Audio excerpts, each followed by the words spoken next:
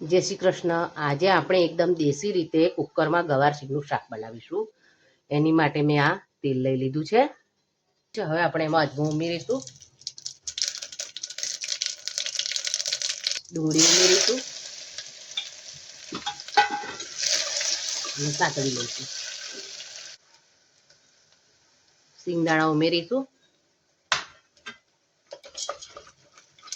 હવે આપણે મસાલા કરી લઈશું। 1 ચમચી લાલ મરચું, હળદર, ધાણા જીરું ઉમેરીશું, 5 ચમચી ગરમ મસાલો ઉમેરીશું, સ્વાદ મુજબ મીઠું ઉમેરીશું અને હલાવી લઈશું।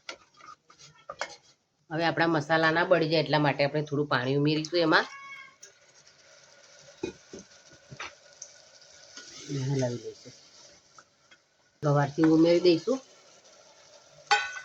મિક્સ કરી લઈશું બરાબર।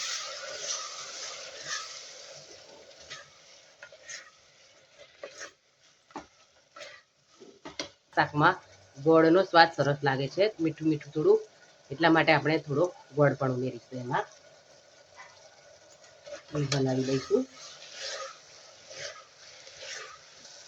થોડું પાણી ઉમેરી દઈશું અને મિક્સ કરી લઈશું। કુકરનું ઢાંકણ બંધ કરીને 4 સીટી થવા દઈશું આપણે।